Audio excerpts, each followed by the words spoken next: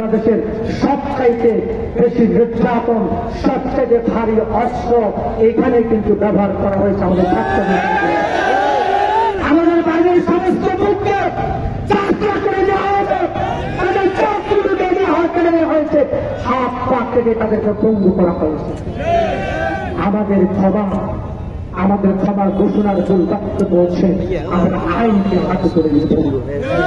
আমরা প্রতিশোধের রাজনীতি করবো না, রাজনীতি আমরা করবো না, কিন্তু যারা অন্যায় করেছে, আমাদের বাইরে হত্যা করেছে, আমাদের মাদেরকে বিধবা করেছে, আমাদের বন্ধুকে ভাইয়ারা করেছে, আমাদের বাবাদেরকে সন্তান হারা করেছে, আমরা তাদেরকে বিচারের মুখোমুখি করবো ইনশাআল্লাহ। সম্মানিত ভাইরা, জামাত ইসলামী এই দুর্যোগ শুরু থেকে এই বৈষম্য আন্দোলনে যারা আহত হয়েছেন আমরা তাদের বাড়িতে গিয়েছি, তাদের বাসায় গিয়েছি, যারা আহত হয়েছে তাদেরকে হাসপাতালে দেখতে গিয়েছি, তাদেরকে আমাদের সামর্থ্যের জায়গা থেকে সহযোগিতা করার চেষ্টা করেছি। এই সরকার পালিয়ে যাওয়ার পরে নতুন ষড়যন্ত্র করে বন্যার পানি দিয়ে আমাদেরকে ডুবিয়ে মারার তারা ষড়যন্ত্র করছে। আলহামদুলিল্লাহ আজকে পুরো দেশবাসী আমাদের বেরিয়ে থেকে তাদের সহযোগিতার হাতকে প্রসারিত করেছে। আমরা সেই সমস্ত যারা এখানে বন্যার্থদের সহযোগিতা এসেছেন, প্রাণ নিয়ে এসেছেন, যে দল, যে সংগঠন, যে স্বেচ্ছাসেবী সংগঠন, যে ব্যবসায়িক প্রতিষ্ঠান, আমরা তাদের প্রতি আন্তরিক কৃতজ্ঞতা পোষণ করছি।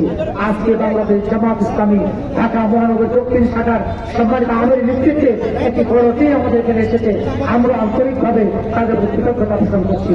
আগামী দিনের এই ছাত্রদের সমাজ নির্মাণের জন্য বাংলাদেশের জামাত ইসলামী ইসলামী ছাত্র শিবির বাংলাদেশের টেকনাফ থেকে তেঁতুলিয়া পর্যন্ত, রূপসা থেকে পাতুরিয়া পর্যন্ত আল্লাহর বরাদ্দের ঘোষণাকে বাংলাদেশের জামাত ইসলামী যেই সমাজ কায়েম করতে চায়, সম্প্রীতির বাংলাদেশ করতে চায়, দল মত ধর্ম বর্ণ নির্বিশেষে সবাইকে ঐক্যবদ্ধ করে মানুষের অধিকার কায়েমের চেষ্টা করে যাচ্ছে, সেই চেষ্টায় সবাইকে ঐক্যবদ্ধভাবে এগিয়ে আসার আহ্বান জানিয়ে আমার বক্তব্য